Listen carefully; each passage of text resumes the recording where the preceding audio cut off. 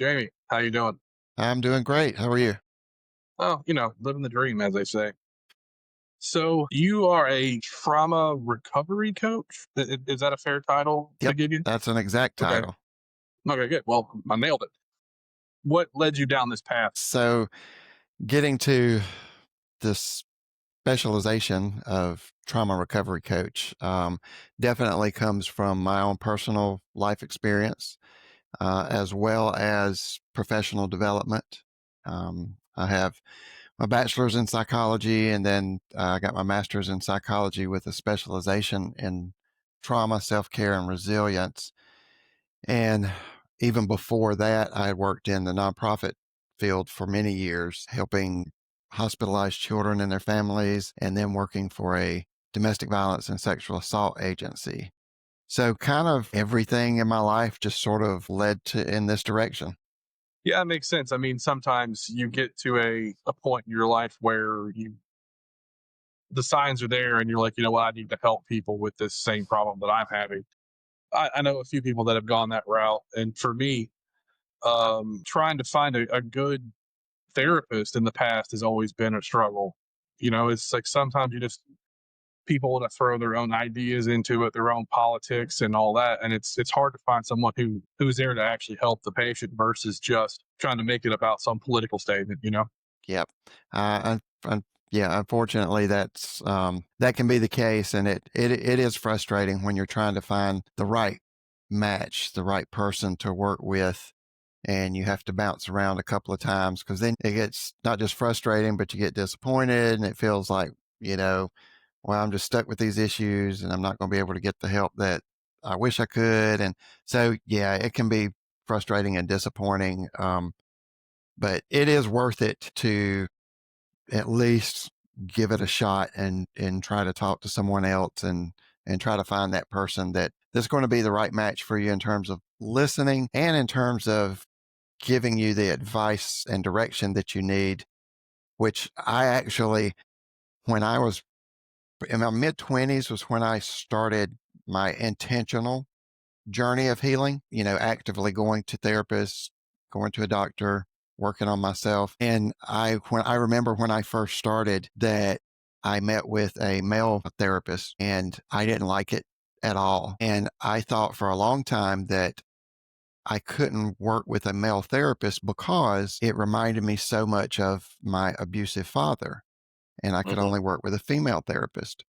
Well, after years and years of growth and healing and learning, I came to realize it wasn't the fact that it was male versus female, it was the person's approach.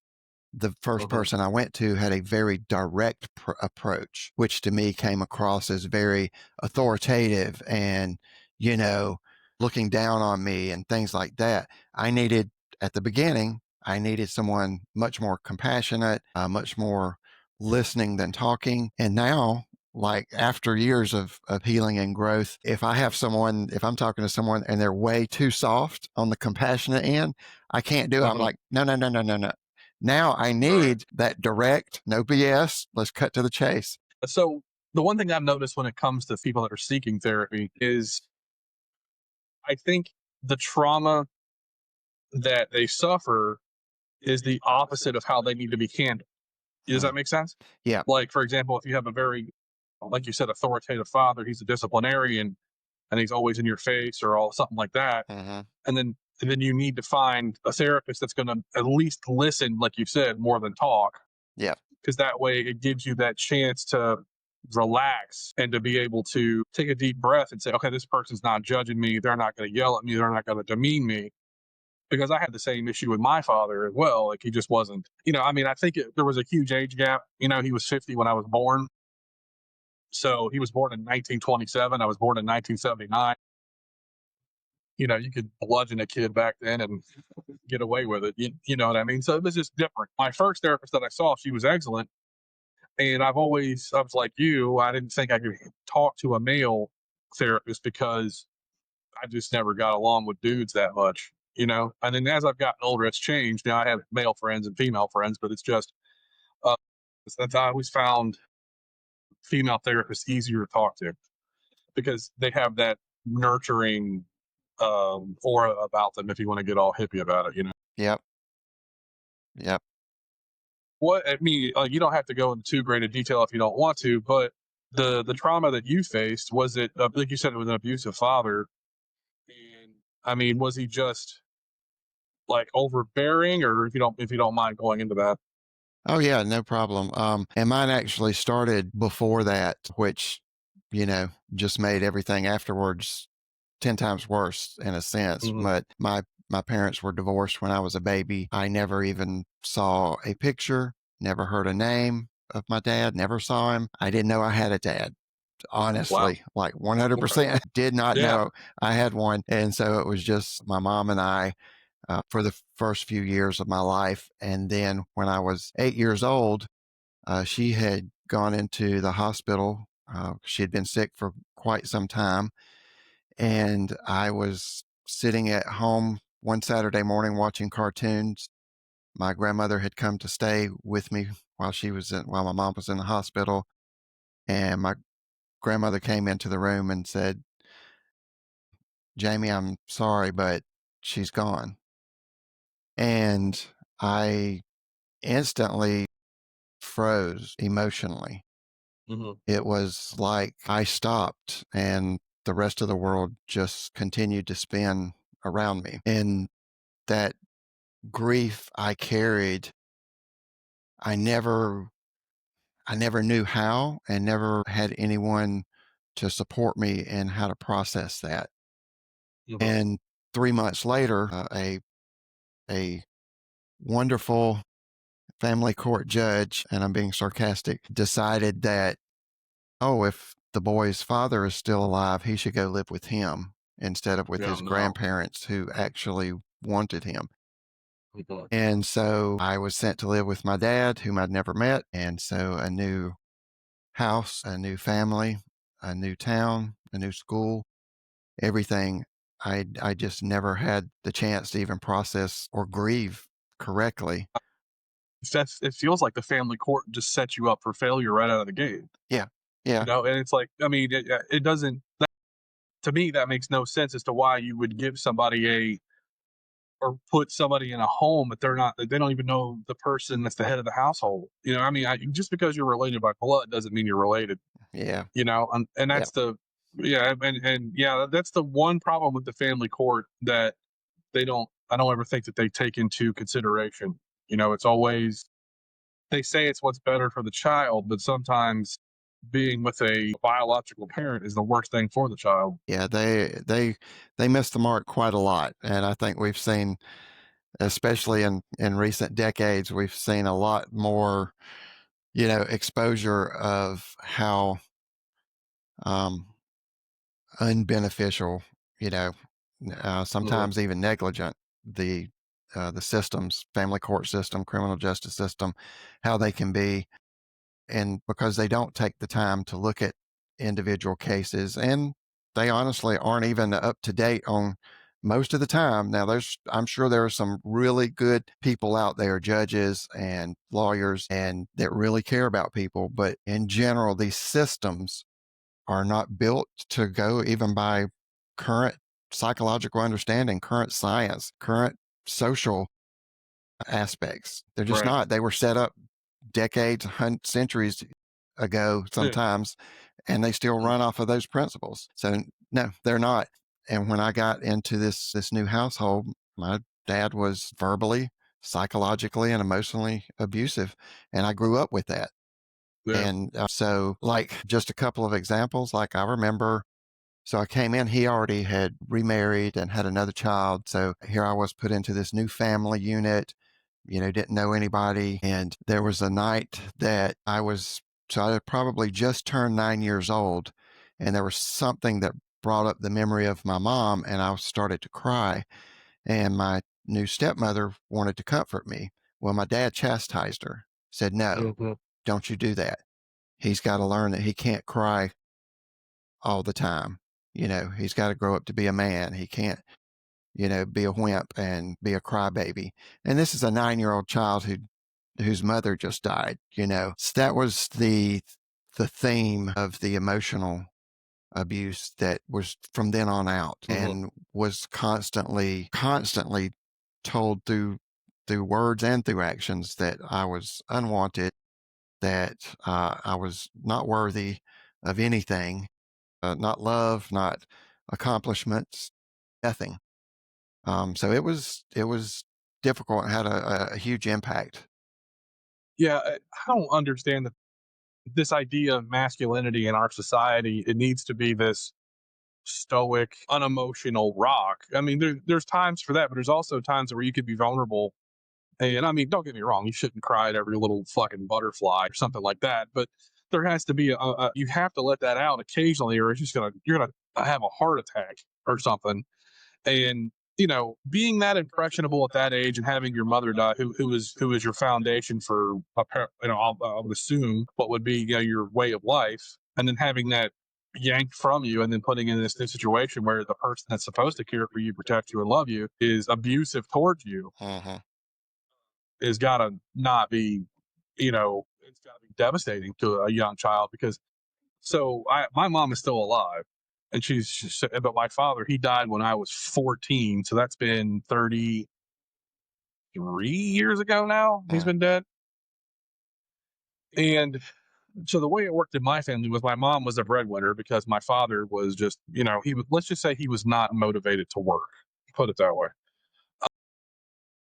And he would every chance I got, he would say, "You're stupid. You're useless. You never amount to anything." And then as I got older, I mean, well, maybe let me say that again. He would always tell me, "You're stupid. You're useless. You never amount to anything." And I started to believe it. And then as I got older, I realized, what he was doing was he was projecting on me, projecting himself onto me, because that's how he felt about himself. And because he knew that he could work, he just chose not to. And in the last episode I did, I was talking to my guest about it, and we have a need to have a routine, and we have a need to be able to work, and because it does something for us psychologically to have a vocation. My mom was a live-in home health aide. She worked with these people, and so she was only home every other weekend, so I was left with him for you know the rest of the time. I remember summer months for when I was out of school, it would be get up. He's like, go outside, don't come back until it starts to get dark. And that's because he just didn't want me around. And then if I showed up for a glass of water or whatever, he's like, get out. Now that's Gen Xers in a nutshell. Yeah, yeah, exactly. Like, I think I saw a shirt that it said we're raised on hose water and neglect. Yeah, And it's 100% the truth. And it made it to where like I'd get those with my mom coming home every other weekend. I would get these, um, I guess, brief stints of reprieve from him verbally berating me whenever he got the chance. right. Our situations are different, but they're also similar in some ways. It's like I could never imagine having a child and just trying to destroy it by breaking it down. And that tough love stuff. It works with some people, but not everybody. Yeah. Yeah, there has to be a balance between building things that build resilience Mhm, versus care and compassion. mhm, And for single parents, that's very difficult because regardless of which one you are, the mother or the father, there's a part of that equation that's not there. And you have to kind of make up for it somehow, you know, to to at least try to be successful and healthy. And nobody ever is going to be perfect, but there's a big difference between living your mistakes, owning them, learning and growing from them versus, like you just said, just constantly just breaking someone's spirit. mhm. And what you tell your child is what they're going to believe. And it's going to be subconscious. It's not just a matter of, "Oh, okay, well, I'm 18, so I'm just going to change my mind now and Mm-mm. think something different." Because those things get rewritten in your mind. And one of the great things that we've done in recent psychology and recent science is we have discovered the physical aspects of that, in that your neurological system actually changes based on how you're treated. And Right. to the point that when you're a child, a young child, and your brain is developing, your nervous system is developing, and especially those neural pathways in the brain, if you have the right amount of love and affection, they grow one way. If you experience abuse and neglect, they grow another way. So it physically changes the way your brain is wired, and therefore the way from then on out it can process hormones and neurotransmitters and things like this. That's how we know for a fact, not just the thought processes, not just the memories, but childhood trauma actually changes the physical body and leads to mental and physical illness in adulthood. Yeah, I think there's no switch that goes trauma on, trauma off. You know what I mean? It just doesn't work that way. And if you let's say you have we'll use an example, a mother that is verbally abusive or physically abusive, that's going to carry into adulthood. And I think that, like you were saying, it could change the brain waves of a person or whatever. I think it would lead to do you think it would lead to could it? Let me do it again. With the abuse changing someone's brain pattern, we'll use for lack of a better term, would that lead to more? Could that lead more to like self-destructive behavior, or because they don't have that sense of self-worth? 1000%. Like 1000%. Yes. drug abuse, and or you take someone who's been traumatized sexually, and how they have there's that study or whatever, or that theory that people that were traumatized sexually as a child or as a young adult, they become hypersexual in their adult life and multiple partners and everything like that, and risky behavior. So I mean, I think what you're saying makes a lot of sense in the fact that because they've had that trauma, it messes up the neural pathways, and it's just, this is the behavior that I have to have because this is all I'm worth, basically. That's how I'm understanding it. Yeah, absolutely. It affects your self-worth, and it sets the stage for that. It's like a house. And when Mm-hmm. you pour the foundation, if you put a foundation down, that's all Mm-hmm. concrete, and it has to be level, and it has to be the right thickness because it's going to hold the rest of the house up. So That makes sense. that person's self-worth is the foundation, and they get that from the care as a child. Now, there's in terms of like hypersexuality and stuff, it actually could go either way. So Mm-hmm. it used to be that they thought that it was a one-to-one match. Okay, if there was sexual abuse in childhood, automatically meant, risky behavior and hypersexuality. And what we've learned though is that's not really the case. It's more like a 50-50. It depends on some other factors, but it could be, or it could be the opposite, where they're just totally shut down, avoidant, you know, have body image issues like body dysmorphia or dysphoria. In the late 19s, there was a study. You may have heard of this before, but there was a study in California done called the ACEs study. ACEs, Adverse Childhood Experiences. And they basically surveyed over 17,000 people, and it was just a yes or no checklist of 10 items. All 10 were different types of childhood trauma.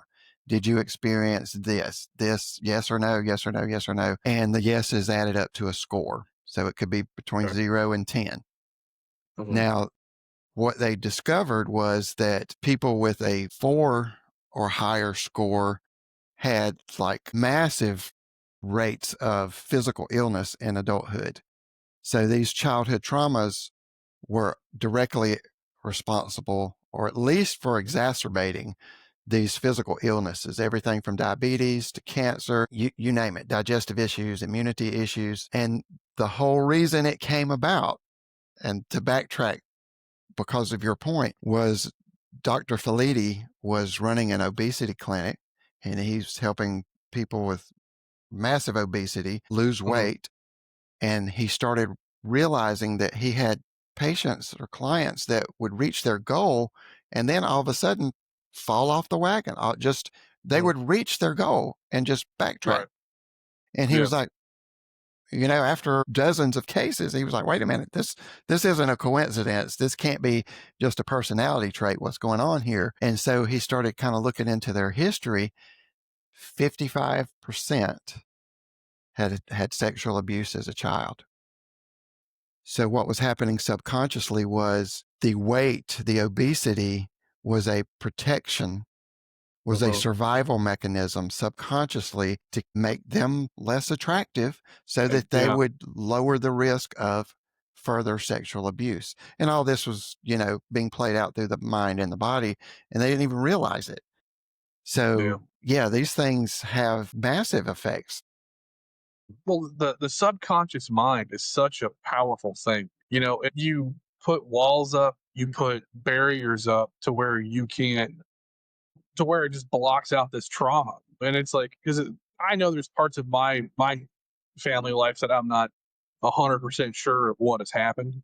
And somebody offered me to go to a hypnotist, which I'm not really sure about all that. I know that it's not a thread that I want to tug on. You know what I mean? I know that I'm a fairly well adjusted adult. I don't need to regress and be like, fine. It's just one of those things. It's better off to not. Sometimes not knowing is bliss. Is Uh huh. and to be able to just, okay, yeah, something happened. I don't need to know. I don't need the. I don't. Something happened, and I just don't need to know. Right, right. So, and I think that as time progresses and we're able to actually study the mind more and to study um these trauma responses, I think it's going to open up a whole nother level of the field of psychology. I think it's going to be at some point in time there's going to be a huge breakthrough with it, and they're going to figure out how do you stop trauma. You don't, Right. unfortunately, because there's just no way. Because the moment that someone that has fatherhood or motherhood thrust upon them, and it's nothing they want, it's so they're going to take it out on the thing that's screwing their life up. They think could be, but then again, I could be wrong. Now, yeah, there's probably some truth in that. Yeah, if you have something put on you that you weren't expecting or don't want, your reaction to that uh, can definitely be imbalanced at least. And that's Mhm. not even considering if someone has, like a narcissistic or abusive tendencies. So a lot of it has to do with just continued education and continued understanding of the effects of these things and how we pass along things, from parent to child and how they affect the children. And I think the greatest direction anyways that we're heading and that we've come is the concept of holistic care, because we went through the era of um, medicine. So we've kind of, and in a sense, we're still stuck in it, but at least more and more people are discussing and recognizing that we need to back off of that a little bit. So Mhm. all of these medicines, you'll hear a commercial on the radio or online for, take this medicine for this symptom, but by the way, this medicine is going to cause X, Y, Z, K, L, N, you know, all these other things. You've got a broken toe, so take this pill, but by the way, this pill is going to cause syphilis, Your suicide. liver to shut, yeah, your liver to shut down and everything. I mean, And it's like, yeah, yeah, you'll, I mean, interrupt you, but it's like you look at the symptoms and like, you know what? I'll just have a clogged nose. yeah, You know what I mean? Or a stuffy nose. exactly. So yeah. But yeah, so we're kind of in that stage where in the medical field and especially in psychology, we're like, whoa, whoa, whoa, whoa, whoa. Okay. So there are cases where the medicines we've discovered in the past century are absolutely lifesavers and that do a lot of good. However, one, should they be lifelong? Is the dosage correct? Or, and what if we spend more time treating the rest of the person? How will that affect those other needs? So, in other words, the more time you spend on exercise, diet, self healing, self care, relationships, building the skills that you need for relationships. Because if you come from a traumatic background, Mhm. automatically you don't have great relationship skills because you either are defensive or, short fused or scared to tell someone how you feel. I mean, it's just automatic. There's going to be some issues there. So, Mhm. what if we spent more time focusing on those skills? how's that going to alleviate some of the other mental health symptoms? It's going to do a lot. And we're tending now to take more of a long term approach instead of just a go to the doctor, get a pill, then go to therapy for 2 or 3 months, get it out of your system, and now you feel better. But are you really better? You have things really changed in terms of, your coping skills, your self image, things like that? Or did you just, you know, alleviate the pain enough to continue on? That's treating the symptom versus treating the disease, Yes. right? And that's a problem that I've had with the medical field as a whole in general. And I've said before that in order to treat a disease, you have to find the root cause. And this root cause diagnosis has gone out the door. Hmm. And I have my theories on this, and it's mostly because of big pharma and that kind of Oh thing. yeah, And huge. and it's yeah, it's huge. I mean, that's and I don't know if this is true anymore. An anesthesiologist I used to work with told me at one point in time that the FDA got over half of its annual budget from pharmaceutical companies. Yeah, yeah. If Who that's not a conflict of freaking interest, what is it? You know what I mean? Or what is? who owns the medical schools in the U.S.? Yeah, Who owns the them? pharmaceutical. The Exactly, pharmaceutical companies, pharmaceutical. same Yeah. companies that own the pharmaceutical companies. So yes, absolutely conflict of interest. Yep. And it's also, I mean, and now that's why, I remember, I don't know how old you are. I'm 46. So remember when I was a kid, you'd watch TV and you would never, ever, ever, ever see a commercial for a drug. And as you alluded to earlier, now you can't go 15 seconds without seeing Yep. one Yep. because, yet again, the pharmaceutical companies, they pay all your top television studios for the ad time. Yep. And so and that's why they're never going to say anything bad about them. They're never going to go against them because it's their money. It's how they put food on their table. Yep. That stuff to me, as much as I think capitalism is the best way to go about anything, unfortunately, it does have its flaws, and that's one of them. Yep. Absolutely. Corporatism is absolutely atrocious. Yeah. Oh yeah. One of the things that I learned, and I definitely for people that are struggling with healing from trauma, recovery from trauma, mental illness, you want to get better. I learned the hard way that I have to take responsibility for my own growth and healing in such a way that I'm very scrutinous of the parts, the pieces of the puzzle. So I can't just go to my doctor and say, hey, here's what I got, here's what I'm dealing with. And they say, okay, here's what I think, take this, and we'll see you in 6 months or a year, and let that be it. That is not the final answer. And it is one piece of the puzzle. So when I first got on medication for my depression, I was taking one and it did good for a while. It helped.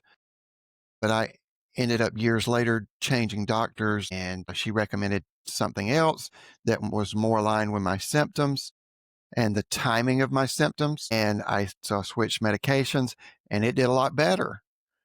Now, after being on that for a few years, I started noticing something. I was very studious of myself because I was majorly into my education at this point, learning about psychology, learning how to help other people.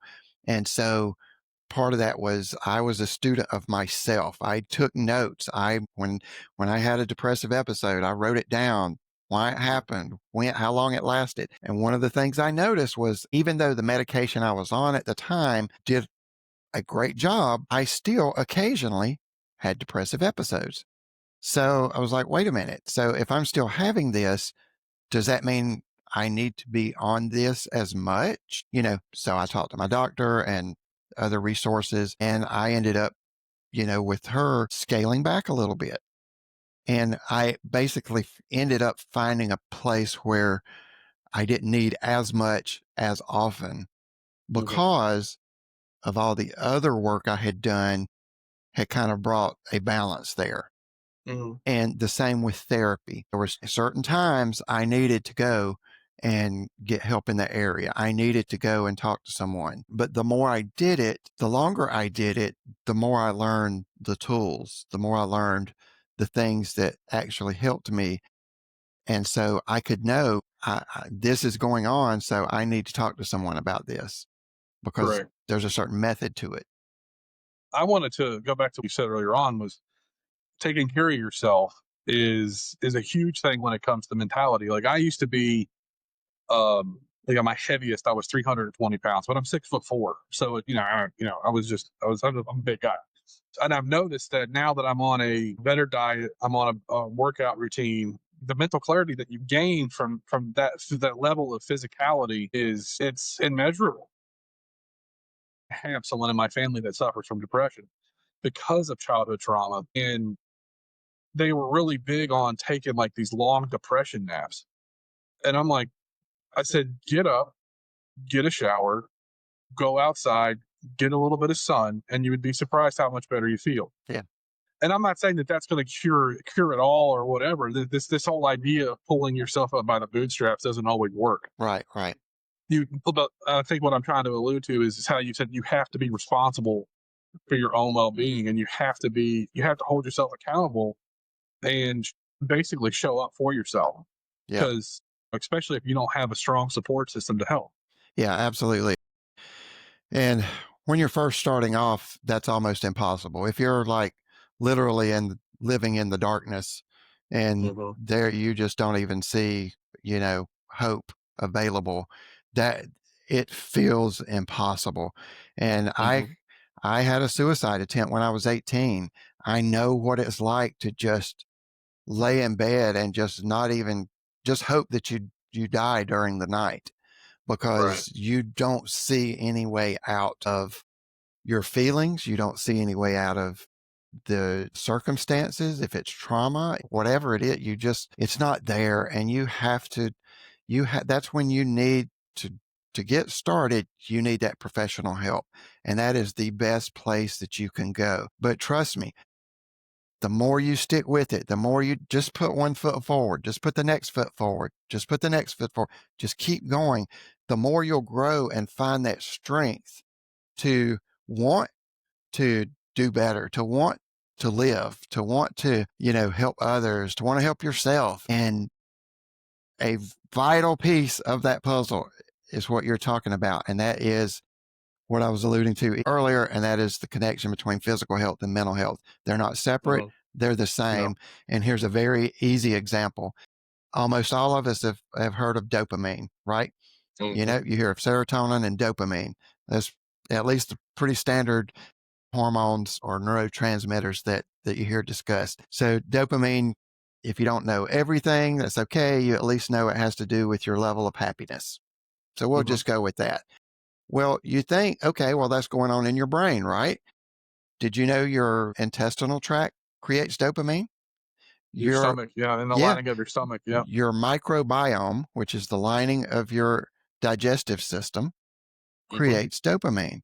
Well, if it's off, guess what's going to be off? Dopamine's all going to be off, which goes to your Exactly. brain. So your mood's going to be off. And so Mm-hmm. this is how important it is to have that holistic approach. Because if you're dealing with a mental health issue, yes, go outside and walk.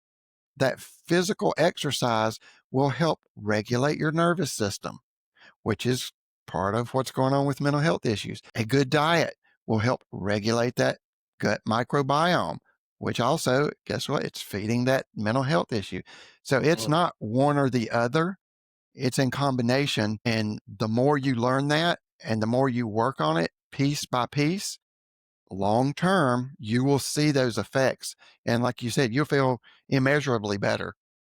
Yeah, and that's why, like when we do gastric bypass on patients, it removes that part of the stomach where the dopamine sensors are, Uh huh. and that way it rewires the relationship with food. Because when you eat something super tasty, it makes you happy versus something that's kind of like healthy and not so tasty. That's exactly what gastric bypass does. Is it's rewiring your brain through your stomach, and that way you're not getting that dopamine hit from eating a 17 count of donuts. Yeah, and that's the thing. The hardest part about being on an exercise regimen is starting.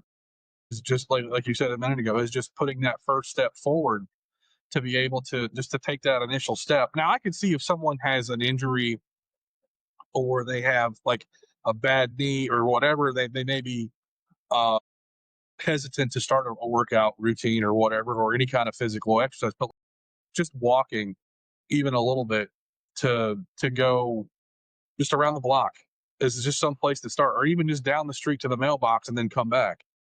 And then once you start doing that and you realize, oh, you know what, I can do this, and then you can get to the point where you can strengthen that bad, limb or bad joint or whatever. Yep. I always use mine. I had my ACL replaced when I was in my late 20s because I just tore it completely away, gone, poof, no ACL left.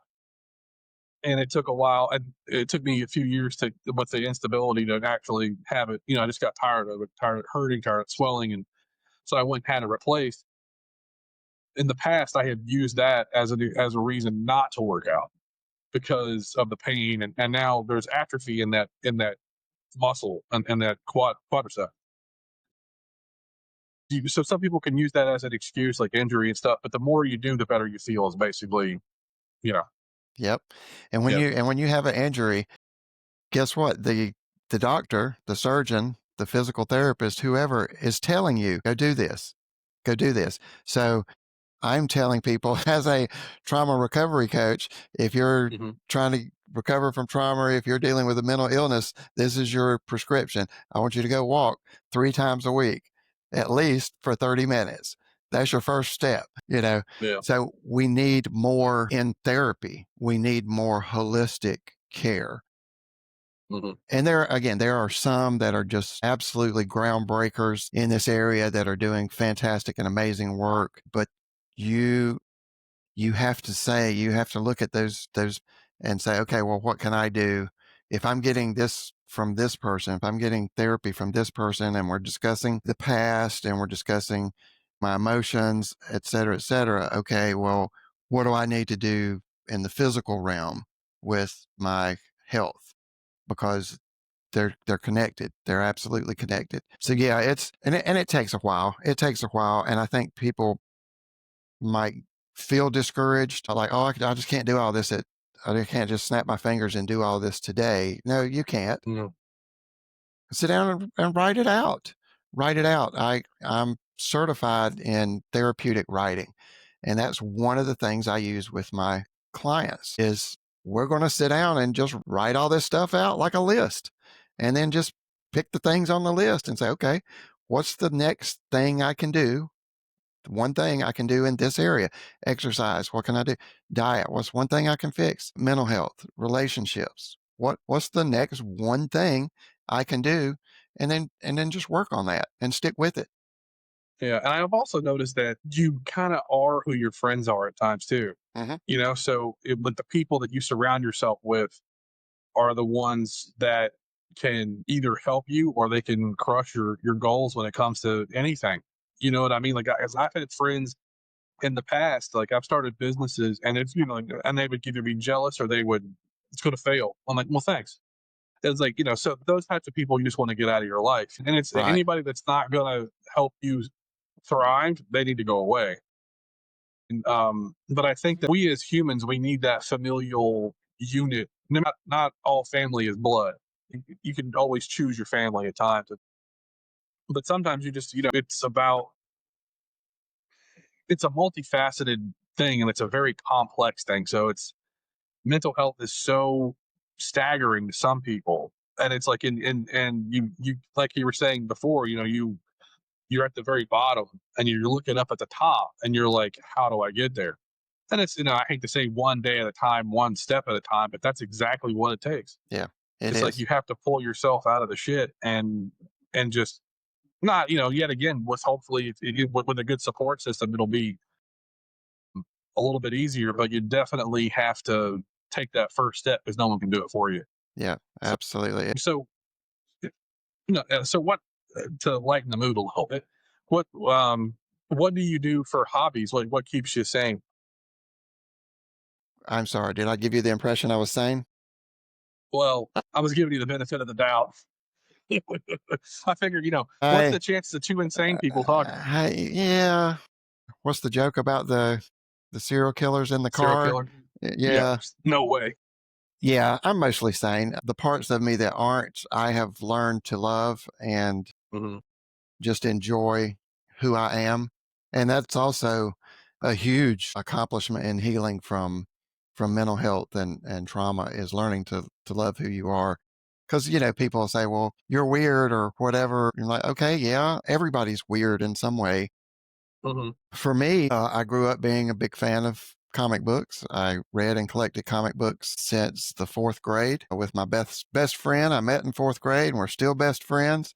That's awesome. So I love anytime a TV show or movie's coming out that's, comic book based, superhero based. I'm there like day one, and Hmm. I'm I enjoy the scrutinizing of them. Hmm. Not just sitting back and whining and complaining, but like, oh, what direction did the director take? What about the Hmm. writing? How did they evolve this character? Those kind of things. Looking deeper down, and that's probably the Yeah. psychologist in me too. But so that's one thing. Hmm. I love working with people as a coach. I mean, Hmm. it helps me. I think a lot of times as much as it helps them, because it gives me an opportunity to use my gifts and talents to have a purpose. Hmm. I spend time with my friends and family playing cards, playing board games, Hmm. going on trips. I like to travel. That right there has opened up a world, a much larger world for me, and seeing new places, meeting new people, seeing different Yeah, cultures. So yeah, I stay pretty busy. I try to as well because it just, like actually busy is not the appropriate word. I try to do enough around the house to where I'm occupied, but because my job is not, it's not super physically demanding. I'd say it's about a 70-30. It's a 30% physical, 70% mental. And so I find myself needing to be mentally stimulated. So I play a lot of video games. I used to be a chef, so I cook a fair amount. And that's the kind of stuff that really brings me um, a little bit of relaxation and that kind of thing. So yeah, you have to have an outlet of something. It needs, and this show for me is one of those. This is my creative outlet where I can talk to interesting people such as yourself and people that are trying to help people. I think that if we can all learn from each other, the world might be just a little bit better place. And because Absolutely. my point of view, and I think someone said one time, if everybody was the same, the world would be an incredibly boring place. So I think we should celebrate our differences in some aspects, but also embrace the individuality as well. It's interesting because we've learned a lot recently about neurodivergence. So in Hmm. terms of autism and ADHD. And one of the interesting things about people with autism or ADHD is typically they're more creative. Hmm. So we kind of like look at these issues and say, well, this is a bad thing. This is a disease. It's a problem. It's an issue. But they typically tend to be more intelligent and have more creativity. So it's like, wait a minute, who's the one that's got the problem here? Is it the normal Right. people, or and it's all the way that the brain is wired when you're talking about neurodivergency. But yeah, creativity is such an important aspect of humanity, and we kind of get into the a discussion of consciousness, more than just the nuts and bolts, more than just the wires. Hmm. There's something about us that we can't quantify, we can't put on paper, and that having something that you enjoy in life, things that just make you happy for yourself. There's in relationship, and then there's the self, and the trauma and the mental illness tends to destroy the self, or it tends to suppress the self, and that's a Hmm. lot of what we work on. In if you're seeing a therapist, that's, even if you don't know it, that's kind of where they're coming from, is trying to get that self back. And as a coach, I'm doing the same thing. Say, okay, well, let's talk about you. Let's, that part of yourself. And so having things to do and places to go is just so important, not just for healing, but that's just a normal part of life that's going to keep you healthy. I mean, Absolutely. yeah, Yep. yeah. And if we just look at ADHD, for example, Hmm. and there's a lot a lot of research that ties ADHD to childhood trauma, where we at first kind of thought it was just genetic. Now it's like, well, wait a minute, maybe there's a predisposition, but there's some direct ties in these studies. One of the symptoms in ADHD is called rejection sensitivity.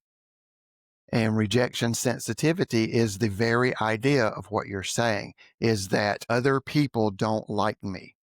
And it's this Okay. internal belief, it's this internal self concept that it makes it to where your brain even takes neutral circumstances and interprets them negatively. So, like, if I have rejection sensitivity and I ask you a question and you didn't answer and you just sat there with no expression, not good, not bad, my brain is instantly going to say, shit, this is bad, Mm-hmm. because that's rejection sensitivity. And if you're in a relationship, you know, your spouse, your boyfriend, girlfriend, whatever, could be having a bad day from work and they're just kind of in a foul mood.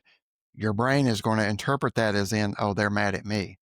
Mm-hmm. It's that quick. It's so fast you don't even realize it. And that's Mm-hmm. something you have to learn to catch. You have to learn to say, oh, wait, is this what's really going on? Or is this my thing in here? Is it that inner voice? So, and to the extreme level, and this again, this is just this issue of rejection sensitivity. We're not even talking about like severe schizophrenia and severe anxiety and depression and things like that. All those will put up walls with relationships, romantic and friendships and familial. But just with the rejection sensitivity, it can do the same thing. It can keep you from calling your friends.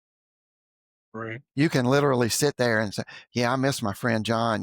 We haven't talked in a few weeks, but he hasn't called or texted me either. So I guess that means he doesn't really like me anymore, Right. you know, and it's vicious. Oh yeah. I've actually experienced some of that myself. There in a whole lot of, there's times where where you like, oh, what did I do?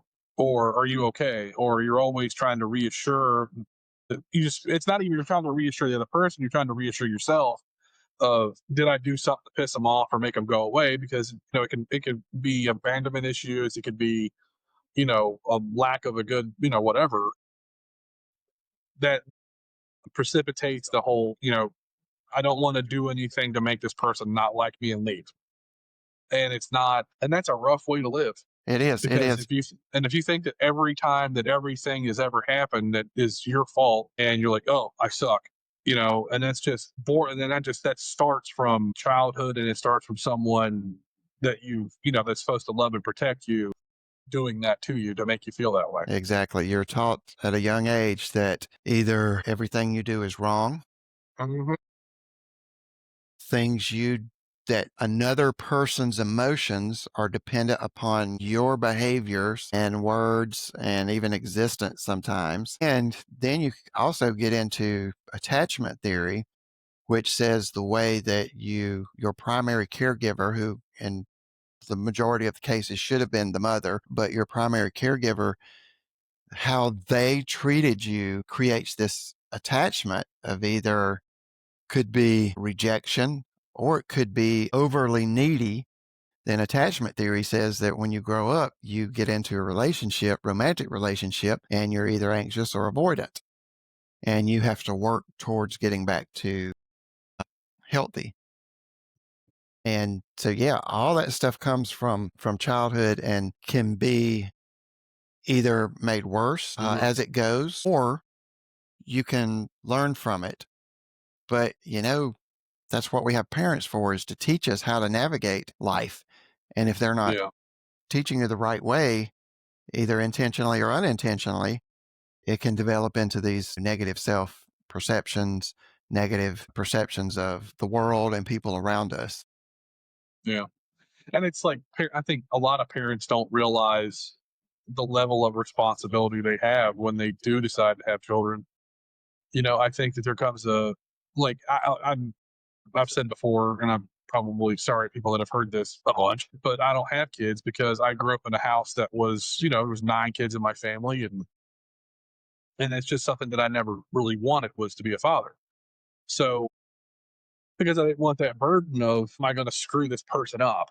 And it's like, because it doesn't, I mean, and sometimes no matter, you can give a child all the love and tenderness and care and everything that they need, and they're still going to wind up growing up to be an asshole.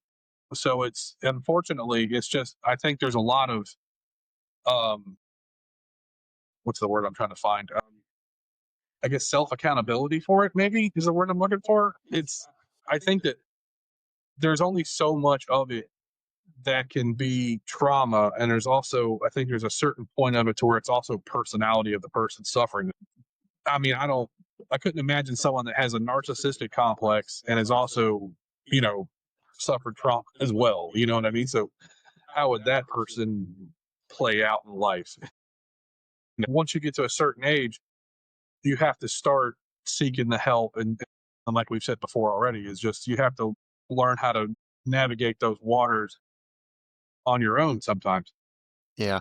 Yeah. So Yeah, you do. And uh as parenthood is tough, especially now. I think it's tougher now than probably it's ever been before because we're constantly bombarded with not just one or two ideas or theories, but thousands. And how do you know? How do you know what's right, best? How do you juggle the way that you were raised versus things you see online and what you hear people say? So my both of my kids are older now in their 20s, and I wouldn't want to go back. I wouldn't want to go back and start from scratch now.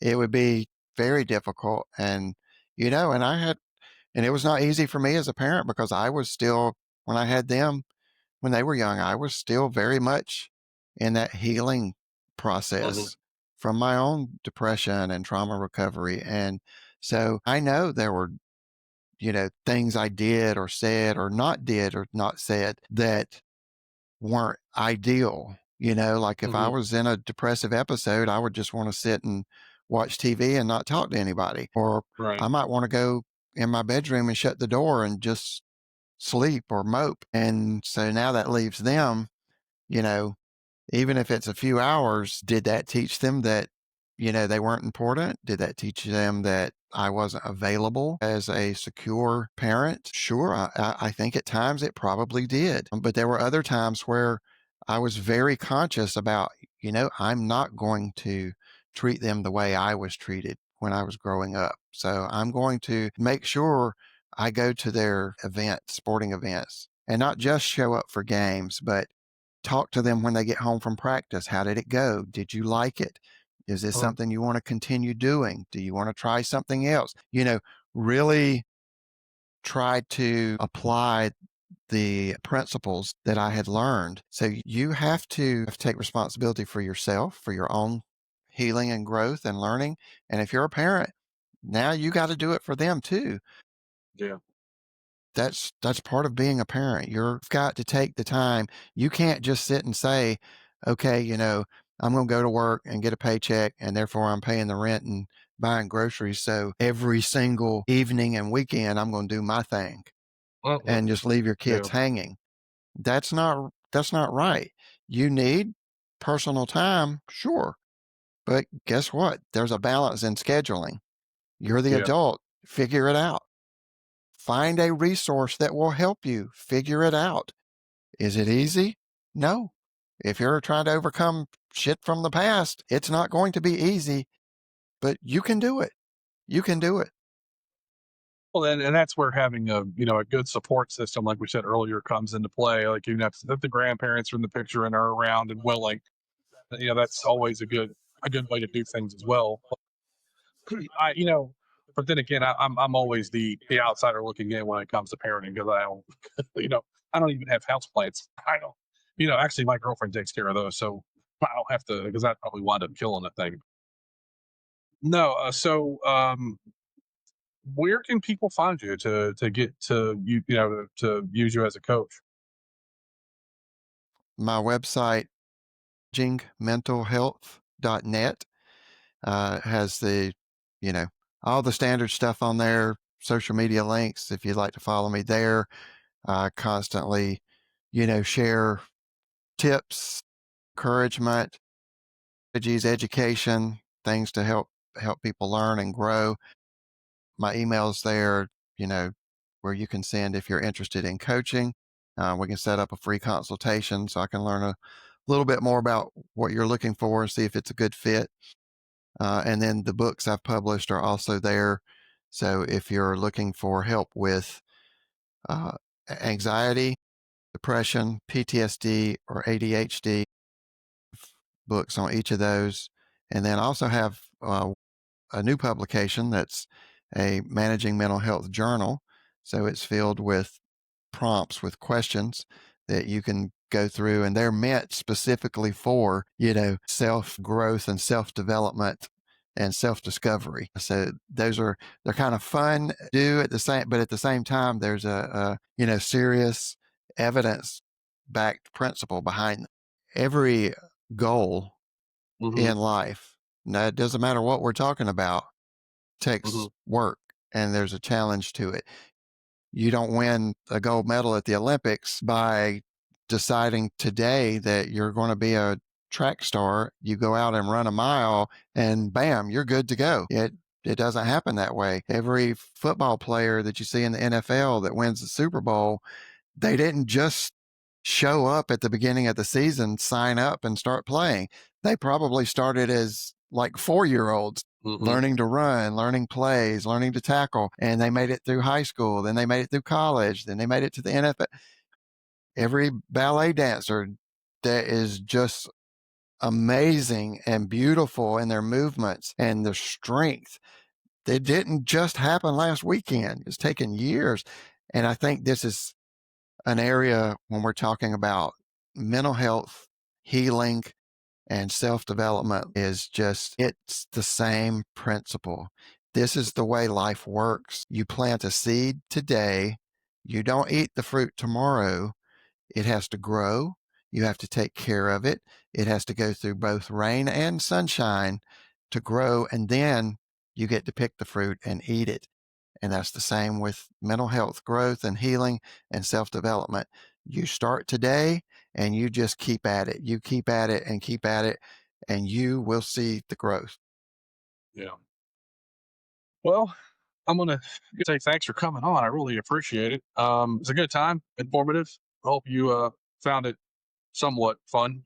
Yeah, it was fun. Yeah, always. Maybe down the road we can have you back on. Sure. Would love to anytime.